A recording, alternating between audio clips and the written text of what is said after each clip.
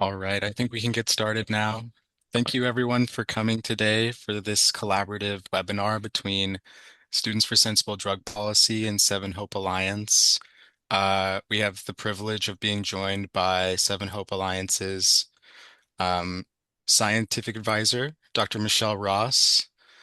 We're going to be learning a lot about harm reduction and contextualizing the emerging products around kratom and 7-hydroxy.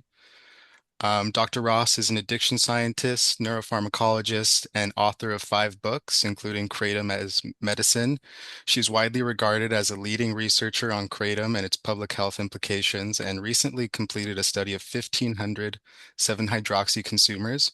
She also has lived experience as a kratom user for over a decade due to multiple chronic pain conditions. Dr. Ross regularly advises consumers, healthcare professionals, and policymakers on kratom and 7-hydroxy and serves as a scientific advisor to the Seven Hope Alliance. Seven Hope Alliance is a 501(c)(3) nonprofit dedicated to advancing public education, research, and consumer advocacy on 7-hydroxymetragenine, 7-OH, a naturally occurring alkaloid in the kratom plant. Seven Hope Alliance's goal is to ensure safe access nationwide to a plant-based alternative to more dangerous opioids and counter misinformation. Thank you so much, Dr. Ross, for being here with us. And thank you everyone for attending. If you have questions, feel free to hold on to them until the end. We will have time for questions. In the meantime, Dr. Ross, is there any other introductory notes you'd like to have before we get started? No, I think you covered them all. Thank you. Of course. Well, to begin with, do you think you could give us a brief overview and introduction to what kratom and 7-hydroxy are? Sure. So the kratom plant, or Metrogyn speciosa, is actually grown in Southeast Asia. It's a tree.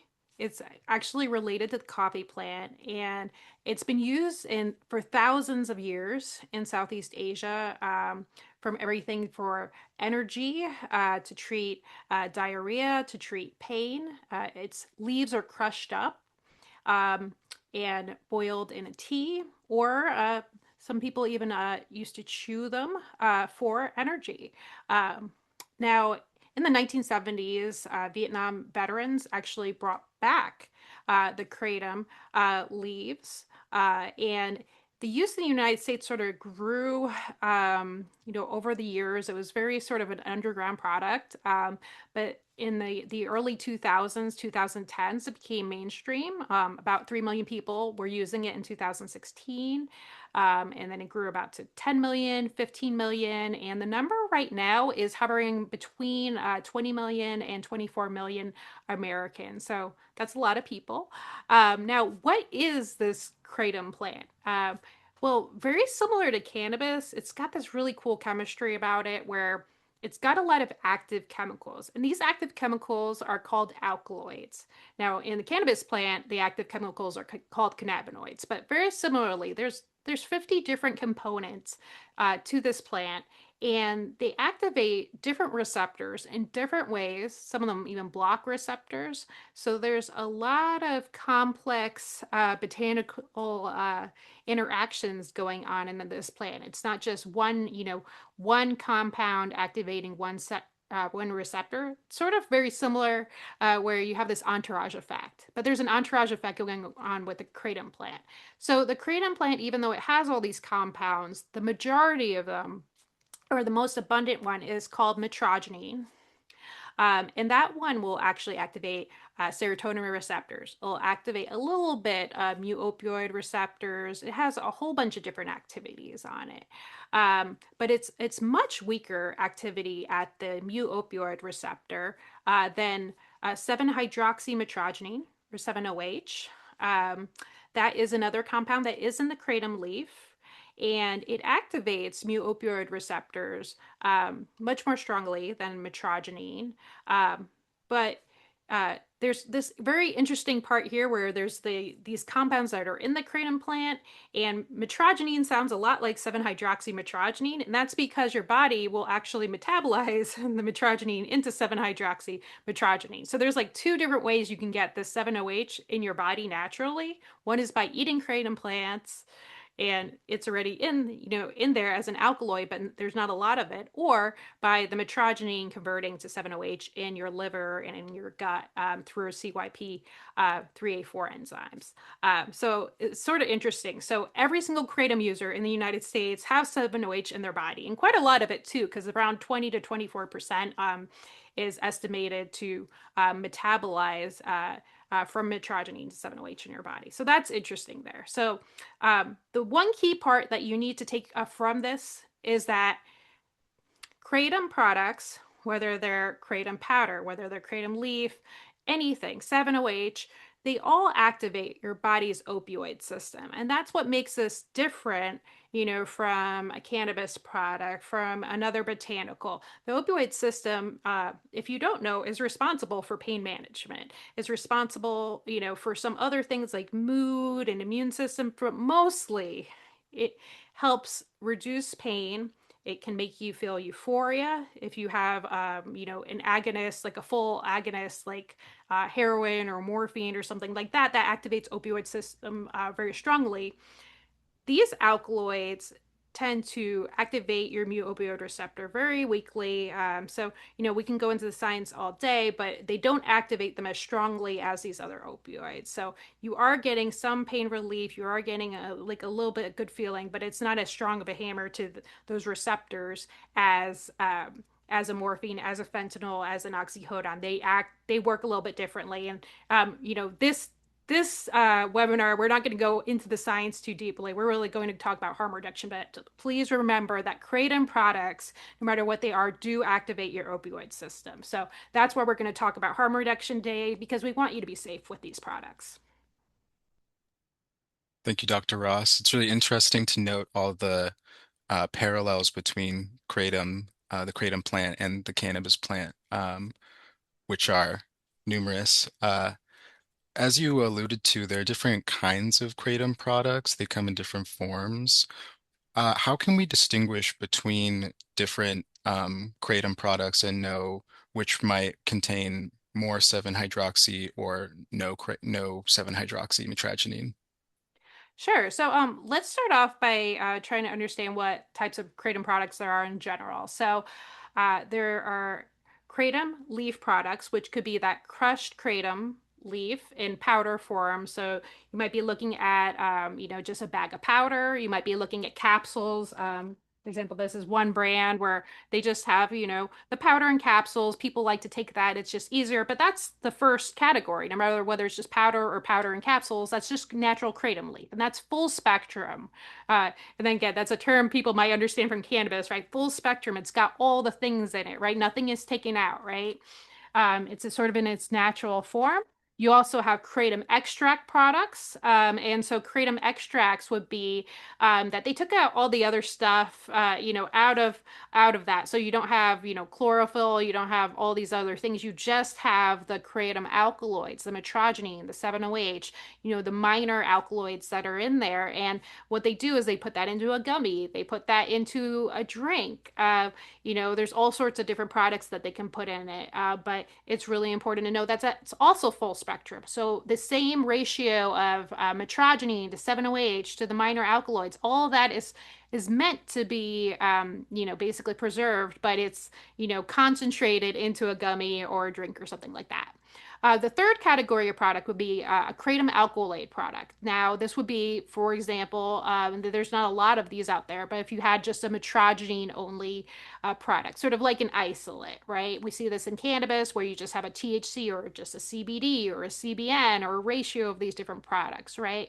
You can have metrogenine only products. You could have 7-OH only products. You can have speciosidine only products. You don't see the minor alkaloids because people haven't really figured out how to convert them or make them or isolate them yet. There's manufacturing, and scientific challenges to that. But right now, what you see a lot of is the 7-OH alkaloid products. You also see metrogenine pseudoindoxyl products as well, and that's something I haven't touched on, but 7-OH in the body gets converted into another alkaloid called metrogenine pseudoindoxyl. And the funny part is that one, and we'll just call that pseudo for now because that's what, that's sort of like the slang on the street for it. It's also just easier to say. But pseudo is actually found in the kratom leaf itself as well because, all these products, all these alkaloids, right? They are created but with a process called oxidation. And so oxidation can happen if you expose these compounds to the sun, to the light, to the heat, or they just break down over time. And so metrogenine in the kratom leaf turns into 7-OH, which can turn into metrogenine pseudoindoxyl. So that's what makes it all confusing is like they're in the leaf itself, right? And then they're also in your body, and it's just like different steps. So you can either get them from oxidation or you can get them from your liver processing all these different things. But metrogenine pseudoindoxyl does exist in nature, and it is a human metabolite too. So, and it is also a manufactured product. So in the lab, for example, they'll take a kratom product and they'll add a reagent to it and basically accelerate the oxidation process. And so 7-OH that's made in say a facility is actually bioidentical. It's exactly the same to the 7-OH in your body or in the leaf. In the same way with the metrogenine pseudoindoxyl products or the pseudo products, they're the same. No matter how they're made, right? All these products are the same chemical structure. They work the same in their body. Now, what's confusing about this now, we'll come back to all these different, alkaloids, is that there is actually a fourth category of products, and that's blended products. And that's what like also makes this all confusing is that there's just kratom products, there's the kratom extract products, there's the kratom alkaloid products, and then you have these products that are like kratom plus other things, like kratom plus kava, or kratom plus melatonin, or kratom plus CBD. And all these different products have different risks. Some of them, may make it faster to metabolize in your body. Some may intensify them. 7-OH is known to be, a little bit more, intense actively than, say, kratom powder itself. So, like all these products, you need to know what you're taking first to assess the risk, to assess how it's going to work in your body, and all these things. But it's like most people have no idea what these are. And it's similar to cannabis where no one knew what all these different products were and there was a lot of education that was needed. And so, we're starting this process now where this market has gotten a lot more complex. It used to be just kratom leaves. And so you were like capsules or powder, like that was your options. There wasn't much going on, right? And then they decided, hey, we're going to make kratom extracts to make this more palatable because the powder tastes really gross like dirt. And so we had kratom seltzers, we had kratom gummies, right? And then people were like, hey, what if we mix kratom, with other things and that'll make it more relaxing or more energetic or help people with sleep. And so that's how the kratom like blended products happen. And so those products existed before the 7-OH alkaloid products, which sort of came into the market around 2023, really late. And those like tablets and drinks and things like that. Now the market's more dominated by tablets because it's just a little bit more safer form, but we have drinks, we have all these different things out there. And I'm going to get now to, how you determine what is in your product, what alkaloids are in your product, what are you doing? So, for example, if you go into a smoke shop, I love everyone, that works in retail, but there is no program that educates smoke shop people or educates, even a kratom store owner on what these products are. So it's really a crapshoot if they know what they're selling at all or if they're going to tell you the correct information. So, a lot of these things look the same. So, okay, I have a shot here, it looks like a 5-hour energy shot. A lot of the kratom drinks are like that. And so some of the kratom drinks are just kratom powder in them. Some of them are kratom extract. Some of them have other things in them. This one has CBD, turmeric, kratom. It says it's 3 times as strong as a regular drink, right? Well, you need to know that if you want to assess your risk. This one here, you find a lot of tablets, whether they're full spectrum kratom extracts, or they're 7-OH tablets, or they're pseudo tablets, or they're pseudo plus 7-OH plus mitragynine. Like it is so confusing for your average consumer to know what they're taking. And so one of the most important things is to flip these things over. Don't really look at, sometimes they'll say the right thing on the front, but sometimes not, right? It'll be like, is this a kratom alkaloid? Is it a kratom extract? I don't know. You really want to flip it over. And I've had my little handy magnifying glass here because I'm a little bit blind, but most people cannot read the tiny print on any of these packages, right? And so it'll say, okay, supplement facts. It's got this one's got just pseudo indoxyl, and it says nanotized kratom, which whatever that means, that's not a thing, right? But it's like, okay, this is pseudo indoxyl, so it's only got pseudo indoxyl in there. It says 20 milligrams per serving, and there's one tablet in this whole thing. Okay. We've got this one. It's got kratom capsules in it. It says, okay, it's got Metrogenous speciosa, and it says 2 capsules or 1 gram. By the way, if you even just see kratom capsules themselves, it can be confusing because the capsules don't always have the same amount of kratom in them. So sometimes they have 1 gram. Sometimes they have half a gram in them. Sometimes they have 2 grams because the capsule sizes can be different or the kratom powder can be more dense or less dense. So it's really important to understand, am I taking kratom? Am I taking kratom extract? Am I taking a kratom alkaloid? If I'm taking a kratom alkaloid, which alkaloids are in it? And am I taking alkaloids plus some other thing that's mixed in there? You really need to know what you're putting in your body. And just like cannabis, I really suggest, to sort of track what you're taking and keep a little journal, and say, okay, I took this at this time. This is what it has in it, especially if you're new to this, because different brands, may influence you differently. Your body may metabolize these different things differently based on what you ate earlier. We know that kratom products can actually be influenced by whether you eat them with food or not. And there was one study that showed, in dogs, I believe, that if you fast, that the mitragynine and kratom will hit you harder, and so you'll have a more intense effect, right? And that's what we see with a lot of different drugs. But if you haven't eaten and then you take a kratom tablet or you take a 7-OH tablet or something like that, you might have a much more intense effect than if you took it, right after you had a meal or something like that. So, I would say because these are opioids and you can overdose on something that, influences your opioid system, especially if you take sedatives and things like that. These things are safer than traditional opioids, but there's still risk to them. So, note what you take, how it influences you, what dose, all these things. But first, before you take anything, make sure you know what's in it. And then let's just see. We have some other products here. Like this one is 7-OH, 7-hydroxy plus pseudo. This one is just 7-OH, right? They all have different serving sizes too. Like one company might say, oh, our serving size is 8.75. Another one might say it's 15. Very confusing because you would think that from brand to brand, the serving size would be the same, but it's not. And then some brands, right? For example, for 7-OH, we'll focus more on this because, that's what we're hearing people are getting confused about. For the most part, there's more 7-OH products on the market than there are, say, pseudo products. But 7-OH, right?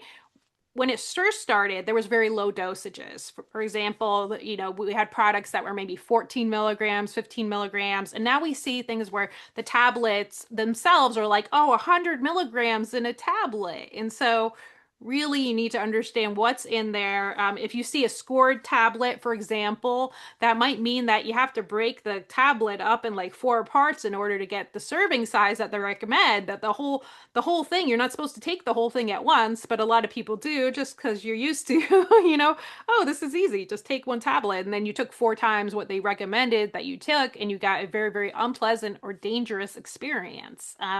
So, I don't condone everything that's out there. The point of this call isn't to say everything out there is safe. You should try everything. This is about harm reduction. This is about, making an educated decision before you put something in your body. And again, being able to know what's in your body. One of the hardest things that I've heard, from people that work in, ERs or in addiction clinics and things like that is that some people don't even know what they took, right? They didn't know that they took a pseudo product or a 7-OH product, or they thought they had a kratom product, or they didn't know something else was in there, right? They didn't know the dosage that they took.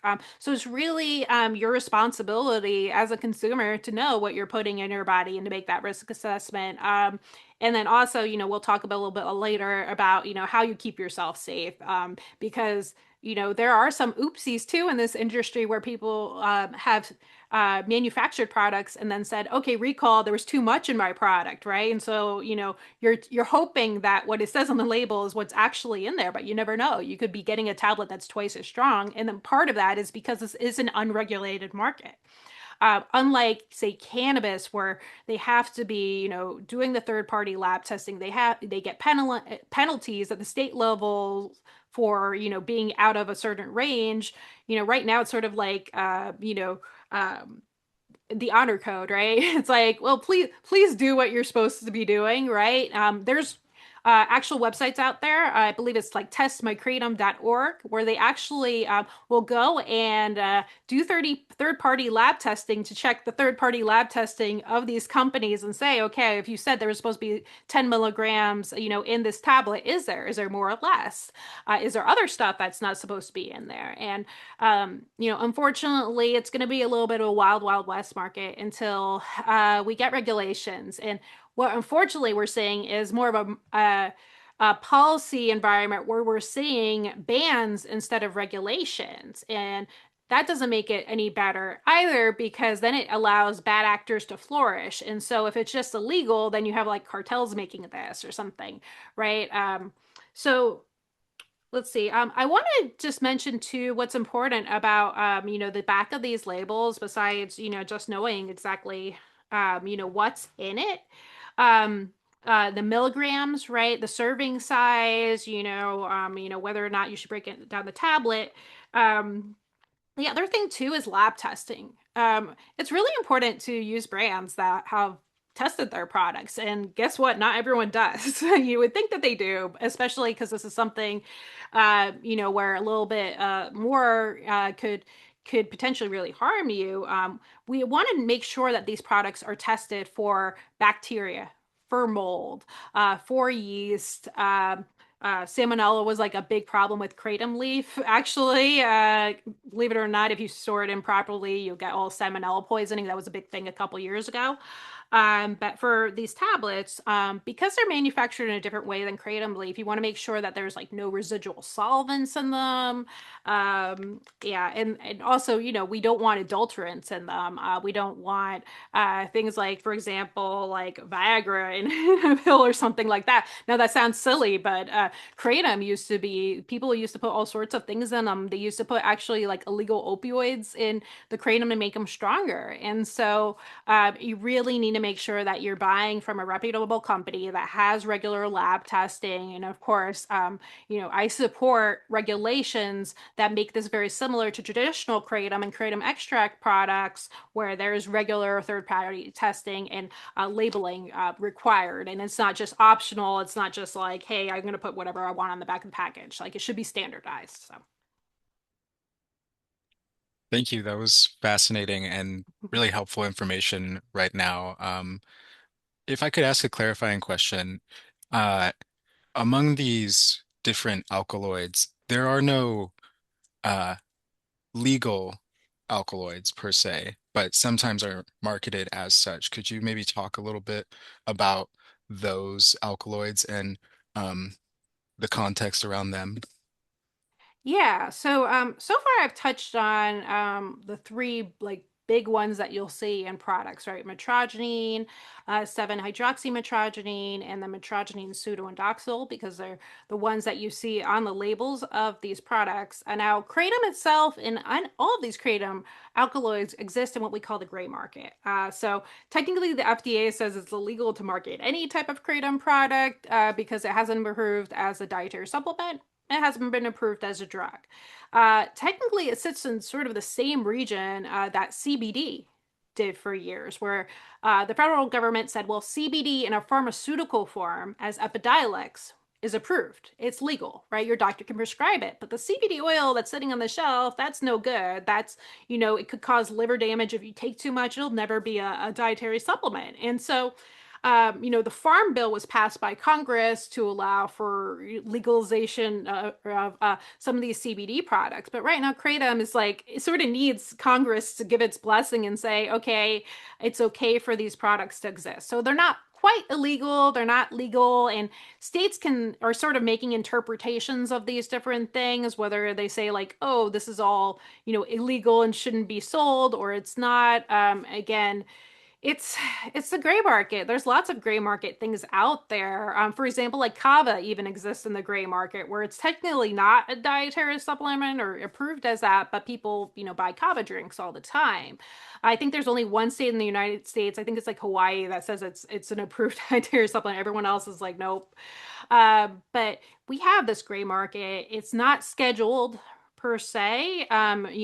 Right now, and actually historically, I'll just go back to this. So the federal government has tried to make kratom itself illegal over the years. So in 2016, they tried to schedule mitragynine and 7-hydroxymitragynine. Both of those compounds would have made all kratom products, illegal in the United States. There was a fight back from people who used it, and also the science wasn't there to suggest it was so dangerous it needed to be banned. They tried it in 2019 again.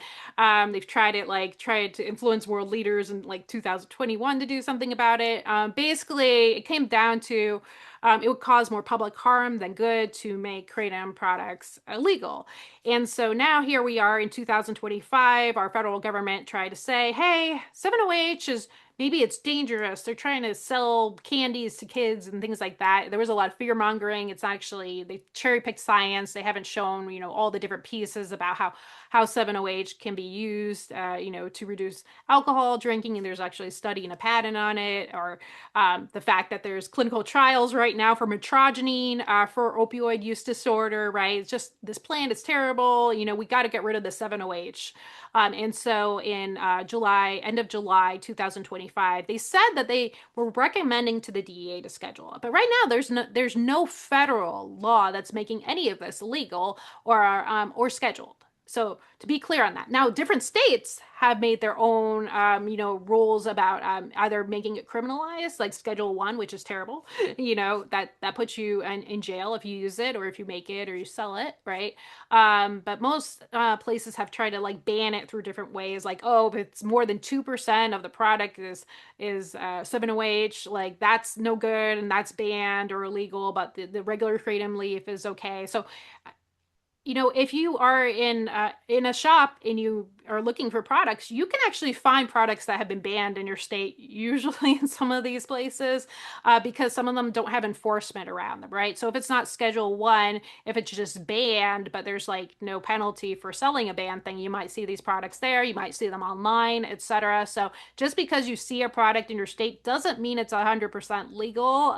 There's lots of, we're seeing this with hemp right now, right? Like hemp products have been banned in certain states, but you could still buy them all over the place. So again, it's not only gray market, and now it's like illegal but gray. Like it's a very, very confusing world out there. The two things that I didn't mention, and actually this is the cause, these products have arisen actually because of the bans. Like for example, we started to see products in Florida that were manufactured because 7-OH was made illegal. It's the first state to say emergency ban. This is so dangerous. It's got to be off the streets, right? And so overnight, they took 7-OH and made it a crime, made it basically a felony to use it or make it. And so we started to see a proliferation of products like MGM 15.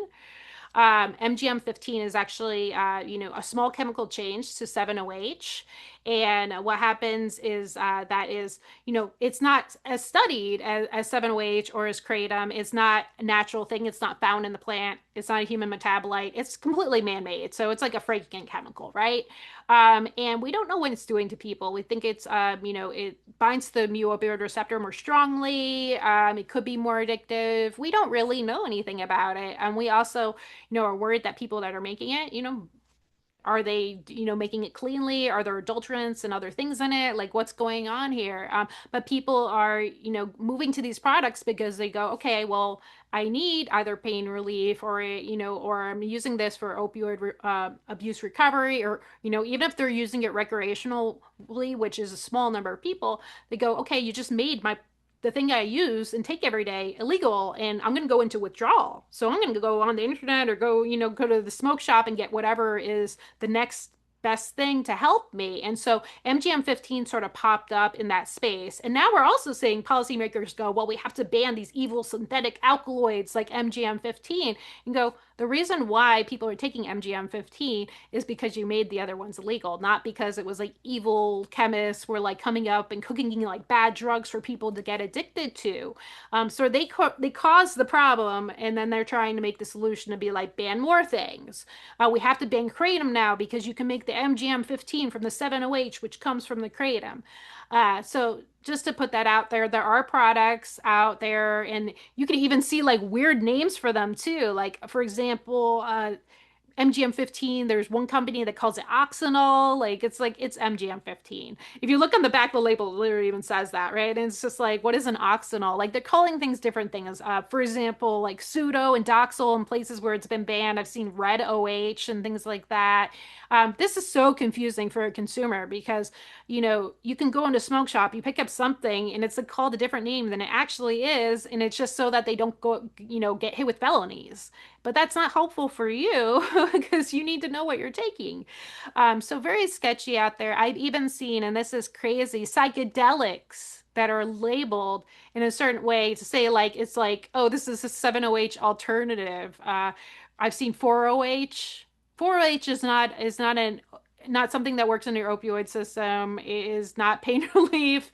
It is actually a version of a psychedelic. And so if you take it and you think you're going to get pain relief and you're like high and hallucinating or something, I've heard on Reddit some really bad stories. So again, really read your labels, really understanding what you're saying.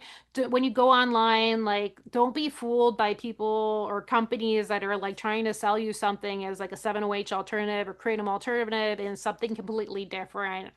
Do your due diligence there. The final thing I want to mention too is a chemical called MGM 16. It's more similar to MGM 15 than like say traditional kratom. It's again not in the leaf, not in the body, but MGM 16 you're not really going to find out there in the real world because it's actually really difficult to make. It's also a research chemical and is like 240 times more potent than morphine. It's super good for pain relief, for neuropathic pain. It should be developed into a pharmaceutical. It should not be out there, in the wild because it's a full agonist and could definitely kill you. So hopefully no one's trying to make that or selling that. That could be really dangerous. But I don't think so. I think it's really expensive and hard to make. But just saying that out there, we can't control this. Some of the lawmakers have been even comparing this to bath salts. So we're like, well, they'll just take this, we ban 7-OH, they'll make a new one, and we'll make this one and make that one. Technically it's possible. So my hard line in with this, and everyone has a different opinion on this. But I really feel like if it's part of the kratom plant and it's natural, and it's made in a way that the substance is bioidentical, whether it's metrogene, 7-OH, metrogene pseudoindoxil, or any of those minor alkaloids, like that should be legal. But the other things that we don't really know and are completely novel and new, maybe that should go through the traditional pharma R&D pipeline and not be like, hey, let's make everyone get guinea pigs at the smoke shop, right? For clinical trials that don't exist. So that's my 2 cents there. Please be safe out there. There's so many products. And I've also heard of people just even getting like weird research chemicals. There's one like SR1708 or something like that. Research chemicals, you don't know, like these weird labs online, like they'll make things like powders and this and that. You don't even know if you're getting what it says it is, right? They'll be like, oh, there's a clinical, or there's a study that was done, 10 years ago, and it said it was good for this, and here you go. And it's like, how do you even know if it's that in there? You don't have a test like drug testing strips where you can be like, okay, there's fentanyl in here, or there's this in here. Like you have no idea if you're getting what they're saying you're getting, or you're getting something completely different. To me, it's almost like when people are selling all these like psychedelic gummies out there, and you're like, whoa, I can go to a smoke shop and get magic mushroom gummies, like in a state where that's completely illegal and it's also legal federally. And people were getting DMT, they were getting Amanita, they're getting like, all sorts of research chemicals in these gummies. And we're seeing that in the same space, like the kratom space. So, you could be getting a gummy that's like, who knows, it's got research chemical in there, it's got this, people buying stuff online. It is a confusing market. So really, I do think that there are truly good actors here. There are people that are supporting research, and there's people that are just trying to make a buck. You see these, raids right now that are going on, and you're like, oh, look, these people had like, 800 guns and like, stacks of cash and like all sorts of, like they're selling all sorts of things. And then they were like making like, kratom extracts or tablets and things like that. Those might not be the good guys. I'll tell you that there are definitely good companies out there, but you have to do your due diligence about the lab testing, what they're saying is on the label is actually on the label, etc. And I'm not here to tell you what brand is good or not. That's not my place, and definitely it's evolving. I can't say a brand that was good a year ago is so good now. It's just like the cannabis space. You have to do your due diligence before you put something in your body.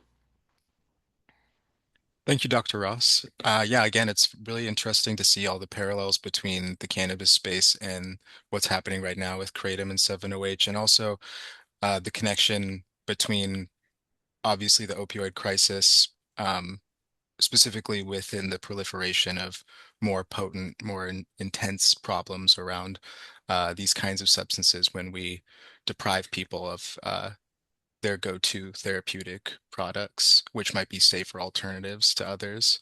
To switch gears a little bit, we've been talking about how to safely maneuver kratom and other alkaloids, those different combinations. What what sort of things would consumers need to look out for in terms of mixing kratom or some of these alkaloids with other um, psychoactive chemicals, such as like maybe coffee, for instance, or alcohol?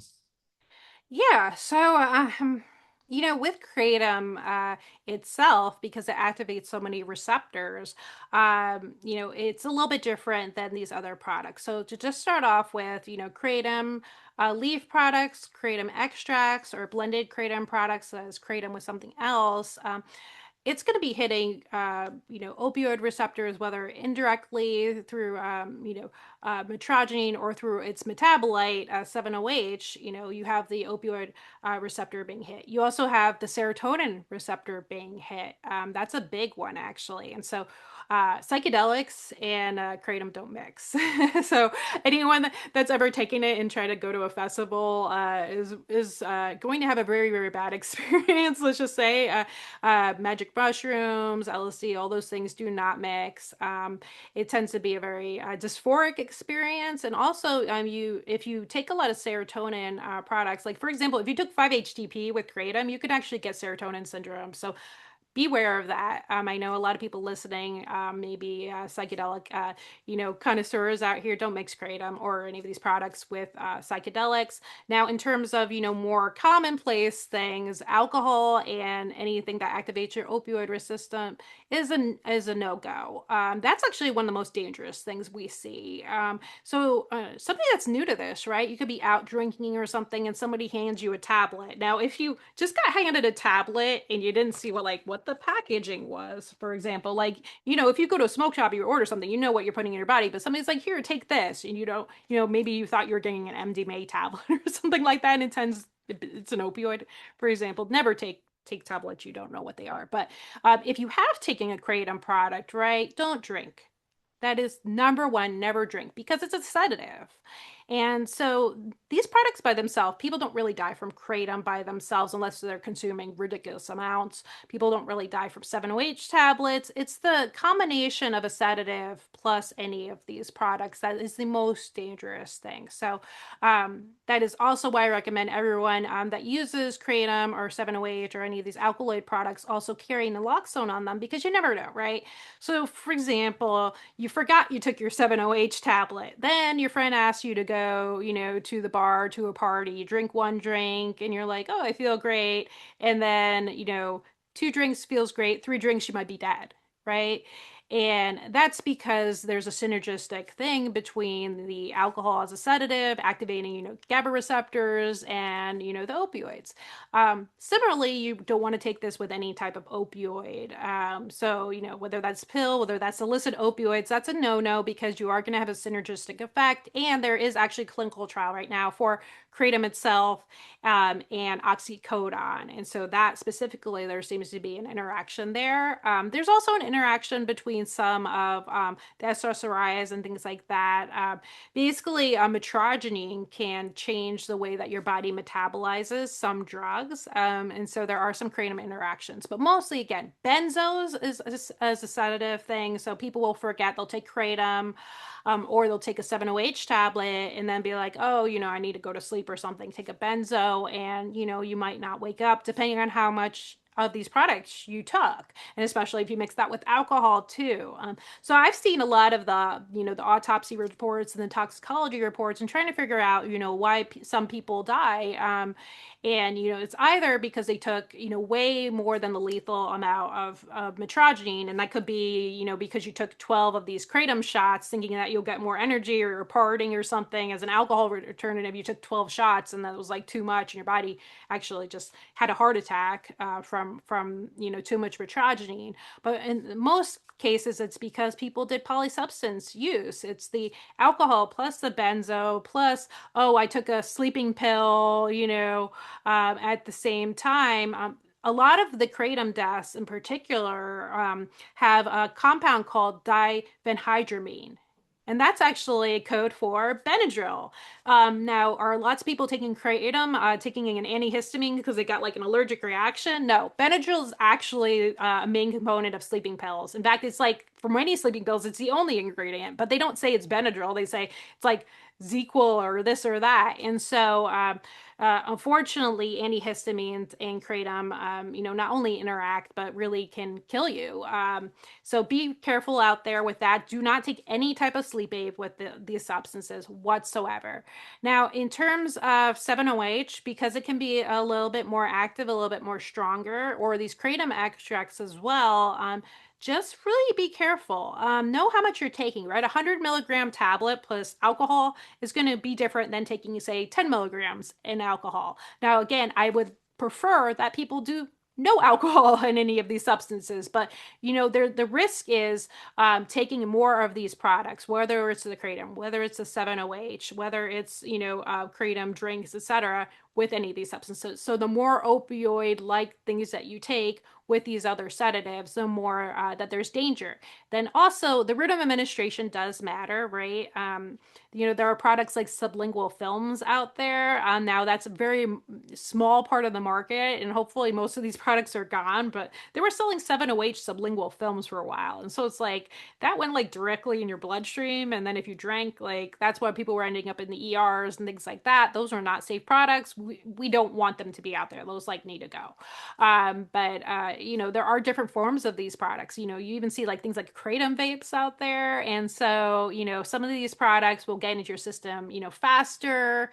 And then you take all, alcohol and these other things, and you have a very dangerous situation. The one thing that people do not know about or do not think about is stimulants in kratom. So kratom is very interesting, where mitragynine at like low doses, will be more of a stimulant, and that's why people are saying, "Oh, it's a coffee alternative. It makes me, helps me with my fatigue and my focus." Some people take it like for ADHD alternative instead of Adderall. And then at higher doses, it has more sedative effect because your body's metabolizing the mitragynine at 7-OH. And there's also, different strains and different ways that the kratom can be processed that makes it more sleepy or activating, right? But if you're taking something that is activating, like, again, kratom at a lower dose, but then you're taking something that's sleepy, you might not notice the two. Like when you take a stimulant and you take a depressant at the same time, it can be much more dangerous than taking, one or the other. But the other thing is Adderall is a stimulant. A meth is a stimulant, and there have been cases where people take meth or Adderall and then kratom products and end up with a heart attack. So that's a combination there that you have to be aware of. The other one is modafinil. or armodafinil. That is another drug that people use for narcolepsy. Some people use it off-label, for their doctors, for attention deficit disorder, things like that. That drug is one of the most, or those two drugs are one of the most interesting because they actually cause your liver to metabolize things faster. And so, certain things, even kratom. So this is, sorry. So to get back to it, so modafinil or armodafinil can actually cause your body to metabolize the metrogenine into 7-OH faster. And so if you took like say 6 grams of kratom and then you took your modafinil, all of a sudden you could be hit with 7-OH really fast, really hard. And that could be really dangerous. And especially in college, like everyone's giving each other pills to like, focus and things like that. Modafinil sounds great. Oh, take this. It's not like Adderall. It's not a stimulant. It works on your histamine system, whatever sounds safer, right? But in fact, for kratom users, it could cause a very, very deadly interaction. And so I would say if you're on any of those medications, do not take these things. Now, in terms of 7-OH as well, because it's metabolized by that same enzyme, it could speed up your body metabolizing 7-OH into metrogenine pseudoindoxyl, which could make you more sleepier, things like that. Again, we don't know as much as about that. For most people describe 7-OH as more of an opioid-like effect, pain relieving like effect, whereas metrogenine pseudoindoxyl is, considered more of like almost like a benzo-like effect, more chill, more relaxing, more sleepy, less. Some people say it's pain relieving, some people do not. But again, everyone reacts to these things differently. But please know what you're taking before you mix any of these things. In an ideal world, you don't mix any of this. Oh, the other one too, gabapentin. So gabapentin, or what we call the gabapentinoids, this is Neurontin, this is your Lyrica, Pregnenolone, and they go by different generic or brand names, but this is actually really common drug or medication that people are on. It's like almost 10% of Americans are on it right now because doctors like are so scared of prescribing people opioids for pain. But gabapentin can, make you sleepy, and combining it with kratom, you have to be careful with it. Some people take it for, kratom for breakthrough pain with gabapentin, but it's make sure you know what you're taking. You take the lowest dose possible. Don't take it at all if you don't need to, with some of these medications. So, and by the way, a lot of good companies will tell you, like, don't drink and drive, don't take this, don't take that with these, these products. And so it is important to read the back of the packages. Definitely if it's your first time or you just want a reminder, don't do these things. But again, try not to mix kratom, 7-OH, metrogenine pseudoindoxyls, none of it. Don't take it with other things. Please don't die. So I don't want to be reading about you in the news.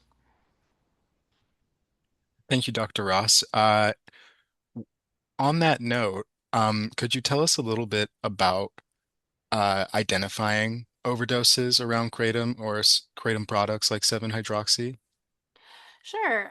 So it's sort of interesting. You have two different types of overdoses.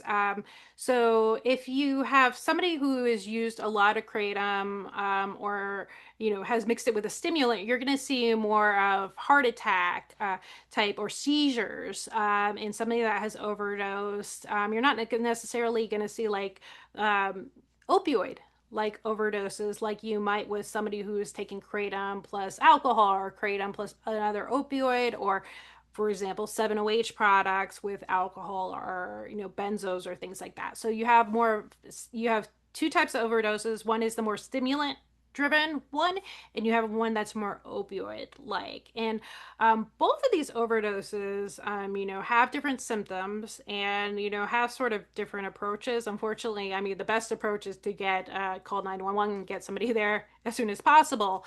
But with kratom, it's sort of interesting, especially if it is more stimulant driven, mixing it with stimulants and things like that. Narcan doesn't always work because Narcan activates your opioid system. So somebody that's had a heart attack or about to, Narcan's not going to work on them, even though, technically kratom does activate the opioid system a little bit. Likewise, the serotonin activation, et cetera, it's not a Narcan, treatable, issue. Now, somebody who has taken 7-OH pills, right, and taken too many, went out and drank or something like that, they might be cold to the touch. They might be not reacting, to your questions. They might not know where they are, slurring, etc., dizzy, drooling, might be slumped over. You might see symptoms very similar to a fentanyl overdose, for example, right? And so if you see somebody who's not responsive, that who's taken these products, the best thing to do is you have Narcan, administer Narcan to them immediately, and then call, 911. You don't want to just be like, oh, they'll wake up. They're not going to wake up if they've had an OD, unfortunately. 7-OH by itself does not cause respiratory depression. The issue again is with mixing things. You never know what prescriptions people are on as well, and so it's always better to be safe than sorry. The other thing too is if you call 911, try to understand like what people took, right? Because they're going to treat them differently whether they think that they took kratom or whether they think that, if you don't tell them anything, like they don't test for kratom for the most part in ERs, right? And they can get really confused and not know how to help people. They might give them, um, different medications in an ER, depending on what they think it is. But if you give them no information, they can't really help people. And so, a 7-OH product, they might have to treat a little bit more aggressively with naloxone or Narcan than a kratom product. Also, the dosage, right? Somebody took like hundreds and hundreds of milligrams of 7-OH, they're going to, dose them differently than somebody who just took a much smaller amount but had alcohol in their system. So again, arm people with information if you can, if you see that. But please, again, get people to, the help that they need. The hardest part is that people don't know that these substances can, you know, um, be synergistic with alcohol or with other things, and they think that people will be fine. That you can overdose on kratom, you can overdose on 7-OH, but almost always with polysubstance use. So if you see anyone that needs help, please get them the help that they need. No judgment, no worries about like whether things are legal or not. They'll take care of them and make sure that they live. But again, if you don't get somebody help, you could, unfortunately see that person die. Thank you, Dr. Ross. That was all really helpful information. Um, do you have any other final thoughts to wrap up before we give ourselves some time for questions? Yeah, so I don't want to be a native Nelly on here, but I did want to share, some of my key, thoughts on harm reduction. I've used Kratom myself for years, and I've had taken different medications. Just to give you guys a little heads up on how I use it. I am actually on gabapentin myself. I take it for neuropathy and fibromyalgia, and so I've been one of those people that's had to navigate like, is this safe? When do I take it? I've actually worked with consumers that have chronic pain and help them with cannabis, kratom, functional mushrooms, psychedelics, all these different things for over 10 years. And so I've heard almost all these different stories about like what works for people, what doesn't. I try to take the lowest dose possible. So, I might take like 2 grams of kratom at a time, in the breakthrough time where my gabapentin wears off to make sure that I'm not like in horrible pain and I can still operate at work, right? But I'm always making sure that I know, when I'm taking things, to make sure that they're spaced out. Now, the dose I'm taking like is not going to cause an interaction, right? But I'm careful. I don't drink, right? Because you can't take all these things and drink. That would be scary, right? In terms of other products, I do take 7-OH products. I don't take them every day because they might have more of an addiction risk than taking traditional kratom. And so I try to take them intermittently, to make sure that I don't build tolerance and that I only use them on extra strength, days where like I need more pain relief, whether it's I've gone to a conference or I'm going to go clean my entire house. I'm more active and therefore more likely to be in pain than other days, right? And so it's being smart about your use. It's being smart about always taking the lowest dose possible. And again, these are harm reduction guidelines that we see with any drugs, right? Even cannabis, right? We always talk about like use the lowest dose possible. Why are you starting off with 100 milligrams of THC? Start off at 10. What we didn't cover actually was like safe doses. Like where should you start as a consumer? If you're going to start with kratom, right? It's like start at 1 gram, 2 grams, not 10 grams. That's the biggest mistake I see with people getting, addicted to some of these substances is that they didn't know better and they started off way too high. And then there's only a higher to go to, especially if your body builds more tolerance or you had cross tolerance from, being a prior opioid user. For 7-OH, same thing. If you're a new consumer, you want to start off maybe at 5 milligrams. That could be literally a very, very tiny dose. It could be like an eighth of a tablet. I suggest that you try to find the lowest dose tablet you can and cut them into quarters, if you're starting off. Just like if you took edibles, right? I'm like, I have a very low tolerance for substances. So like when I started off, I was like, okay, cut the gummy into little pieces and try it. And it seems silly, right? Other people are like, I took tons of gummies and I'm fine. Everyone has a different response to these things. So start off low. And then like what's a bad dose? Like what is the dose that's like way too high and maybe you should go and check in and call maybe an addiction clinic or get help. So some people thought, hey, I'm using like 800 milligrams a day. That's normal. It's like, no, the majority of consumers that are using 7-OH are using less than 100 milligrams per day. And that's from my research study that I did. I looked at patterns of use. I looked at how much money people were spending. I looked at why they're using it, right? Most 7-OH consumers, right, are using it for chronic pain.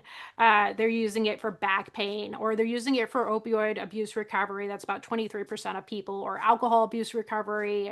Those are things that we didn't get into here. But the majority of people are using 100 milligrams or less per day. So if you're using more than 100 milligrams a day, that should start to, trigger some red flags about your use and say, am I starting to escalate my use? Did I start off at 5 and all of a sudden, 2 weeks later, I need 100, right? And like, is that normal? Is that right? Am I using it for fun? Am I using it for, pain? Like, what is going on here? Track your use, make sure, it matches up to like what the average person can take. And again, there's no judgment if you are using this in a way that's responsible and you might need more. It's just like cannabis where some people are fine with 5 milligrams of THC and some people have severe issues and they need much higher dose. But you know for the most part, problematic use starts, when we see people take above 200 milligrams, it only goes up from there. And also, there seems to be,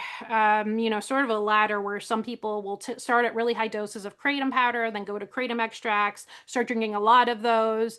Then they move to 7-OH and they're ready, very tolerant. So then they start taking a lot of those. So again, if you're seeing that you're taking like 12 shots of kratom, like in normal people are only taking one, you might have a problem. So please, look at your dosage, look at what you're taking, look at if you are, taking one kratom product that makes you awake and then taking other kratom products that make you sleep. And then you're like, compounding other substances on top of that, you could be more problematic there. But there are ways that you can use this, low dose. I almost say like microdosing kratom is my favorite because it's like I microdose a little cannabis on one day, I microdose kratom another day. I try to reduce tolerance on things, but everyone doesn't really understand what they're doing with kratom. Fortunately, there's not like kratom coaches and like kratom nurses out there like there was with cannabis. Back in the day, I helped train all like the cannabis coaches and a lot of the different medical marijuana programs. Like I actually trained them on how to work with consumers that were looking to transition off of opioids or other medications and explore how cannabis can work for them. The same way kratom really needs this education. So don't feel bad that you don't know what you're doing, but like if you need help, like we definitely need more training. And between SSDP, between Seven Hope, between some of these other organizations, hopefully we're going to roll out more education because with 24 million people using kratom already, I mean that's a lot of people. that are sort of fumbling in the dark. Their doctors don't know what to do. They don't know how to help you.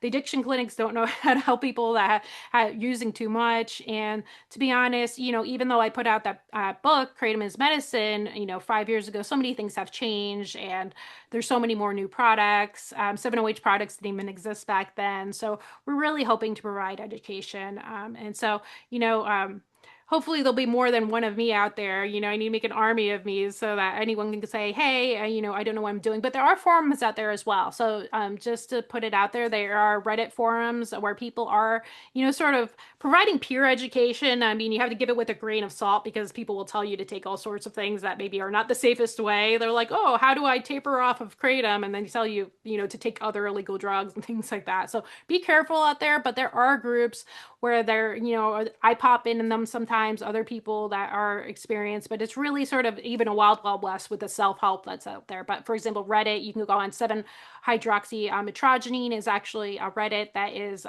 managed by our social media manager at Seven Hope Alliance. She's fabulous. And there are some other ones out there where you can get some information. But again, Seven Hope Alliance is really there for you. And then, hopefully I can answer some questions that we have in the chat right now.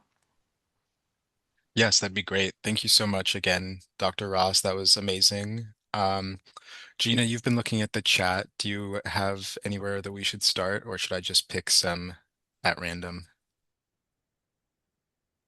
There's one question in the Q&A box. Cool, I can read that off. Says, what is the differentiating factor in a kratom overdose versus a traditional opioid? Why is kratom causing heart attacks and other traditional opioids are causing expected respiratory depression? Yeah, so it comes down to the mechanism. So, kratom alkaloids, whether they're metrogenine or 7-hydroxymetrogenine or metrogenine pseudoindoxyl, they're all G protein biased partial mu opioid agonists. And so, what that means is the bias is that they don't activate the beta arrestin pathway, which is more associated with respiratory depression. And so a traditional opioid will activate that pathway, and that's what causes the tolerance that's really fast, the euphoria, the respiratory depression. It's activating those opioid receptors in your brainstem and causing you to stop breathing. um, there's really a ceiling effect to the respiratory depression effect. Now, the respiratory depression isn't 100% just managed by the beta arrestin pathway. There are other ways that it can be activated, but it looks like that these kratom alkaloids really just aren't doing that. And so that's why you get sort of a different type of overdose, and you're more easily can overdose from traditional opioids than metrogenine 7-OH or pseudo. And in fact, all these kratom alkaloids, we actually call them atypical opioids as well, atypical opioids, because they don't act in the same way in the system, and they're much less likely to cause overdose than the other opioids. Now, why does kratom specifically sort of stimulate, heart attacks and things like that at higher levels? That's because it can influence what's called the QT interval. And so I'm not a cardiologist by any means, but it can, increase heart rate, change how your heart is beating, and then cause heart attack. There is actually about 6% of, I think, the ER admittances are do see seizures as well. And so it's basically causing your body to be more excitable. Whereas an opioid, it's not causing your body to be excited, it's causing it to slow down. It's sedative, right? And so that's why we see, different things with different type of products. And then also you got to remember there's also like the blended products on the market too, like kava plus kratom can be a little bit of a different mix too. So there can be toxicity, for example, if you drink a lot of those drinks, right? But for the most part, kratom by itself tends to not really, cause overdoses unless it's mixed with something or you're taking a lot of the kratom by itself. Again, we know from autopsies that there's like a cutoff. It's like usually around 1,000 nanograms per liter of metrogeny in the bloodstream is considered like a lethal dose.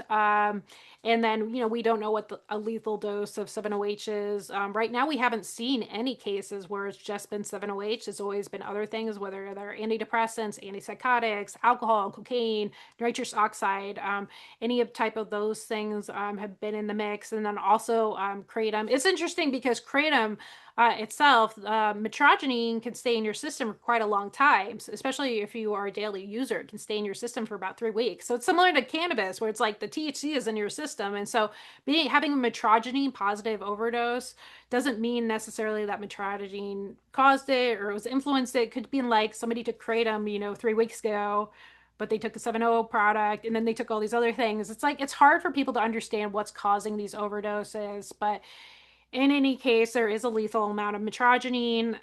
There is likely a lethal, amount of 7-OH. We just haven't seen it in humans yet, and it's less likely, than the other opioids. But I have the caveat: it's like Suboxone can kill you, and that's also a G protein biased partial mu opioid agonist. It's actually used for opioid abuse treatment when it's buprenorphine combined with naloxone. So buprenorphine acts a sort of similar way to 7-OH, and so it's like you have a ceiling effect on respiratory depression. It's less euphoric, it's more dysphoric or causes like dysphoria, like not good feelings at a higher dose, so people don't like to take it. But there's some point where if you take so much, you can sort of break through that ceiling effect, and you might be able to overdose on buprenorphine. You might be able to overdose on 7-OH. You might be able to overdose on metrogene pseudoindoxil. So, you know, again, my advice is try to take the lowest doses of these possible. Don't combine, but we do see more opioid-like overdoses with 7-OH involved products or metrogene pseudoindoxil products. And then secondly, a lot of what you're seeing in the news where you're like seeing like, oh, is there overdoses? The coroners aren't, and the medical examiners are not trained on 7-OH versus metrogene versus kratom. Like they have no experience with these things, so they're sort of making up stuff. So you'll see like deaths where they're like, this was definitely caused by kratom, and it wasn't. So like, there's no like test or there's no like continuing education that they take that tells them what they do. So some of them are such sort of just playing it by ear. So you really have to go in the toxicology tests and look at the levels and like understand for yourself like what's going on. So just at face value, it's very confusing right now, but there is a risk, but it is just all over the place in terms of what they determine what the cause of death is and some of these things. And by the way, having 7-OH present is also not indicative of it being a 7-OH death because metrogene converts to 7-OH in the body of kratom users. So it's confusing. Again, please just don't die from these products. That's like the best thing here. We don't want any more people dying because you know what happens? The more deaths that there are from these products, the more likely it is that the federal government makes it all illegal because deaths is a signal for this is a dangerous substance that shouldn't be allowed.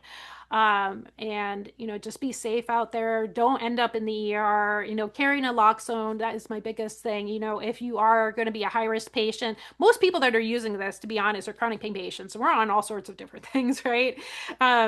Just carry naloxone with you. Train people that you know how to use it. So that way, if you have an issue or you have a bunk pill or you did something, you forgot and you took three of them and you were supposed to take one, right?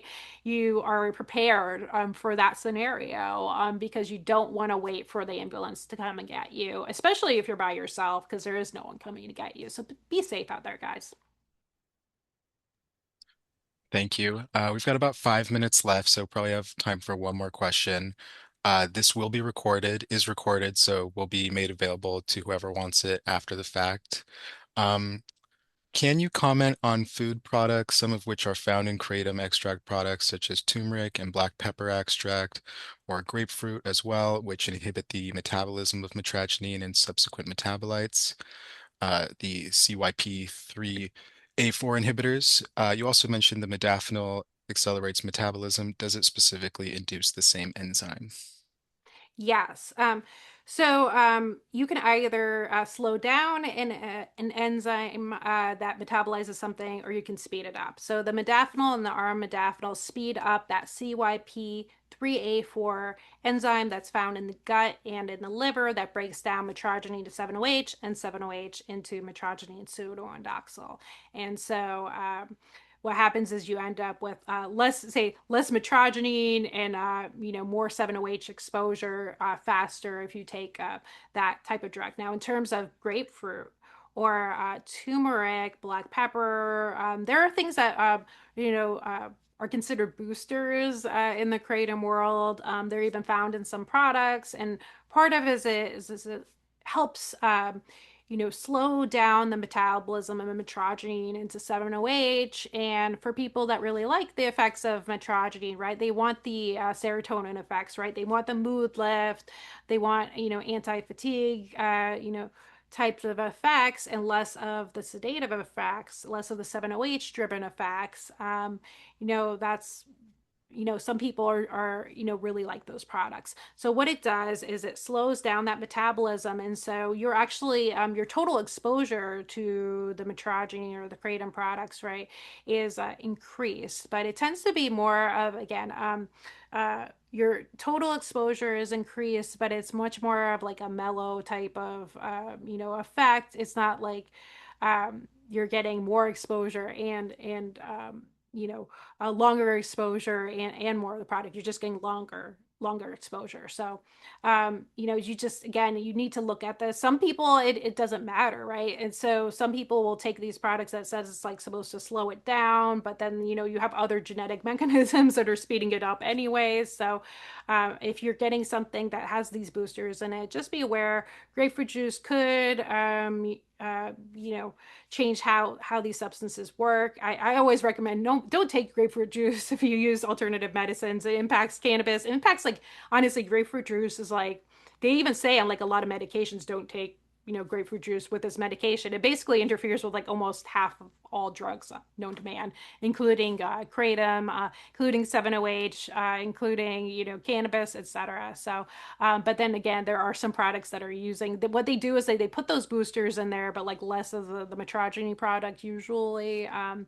But yeah, it's a little crapshoot. I mean, there's no real clinical trials that show how any of these products work. We're just understanding now what kratom powder does to humans and what the blood levels are. Like, that was just released in 2026, the big clinical trial. And like, hey, this is what happens when you take, 1 gram, 2 grams, 12 grams of kratom powder. Like, we don't really know what the effects of adding turmeric plus this plus that, like all these mixes are. There's some studies in rodents about like CBD plus kratom and how CBD can actually do the same thing where it's increasing your total exposure to all the alkaloids over a long time. So you might still feel all the effects of kratom, like 10 hours later, right? But it's less intense. It's hard to say really what any of these products do. Again, they hit people differently, but it is going to be a different experience with these enhancers, as they call them, than just taking kratom alone. Perfect. Thank you. Well, that's about all of the time that we had allotted for this today. I just wanted to thank you again, Dr. Ross, for taking time from your busy schedule to be here. And thank you to Seven Hope Alliance for all the important work that y'all do and for collaborating with Students for Sensible Drug Policy today. Thank you, everyone, for attending. We plan to have more webinars in the future, hopefully. So stay tuned and be looking for this recording when it goes out. And thanks again. Thank you.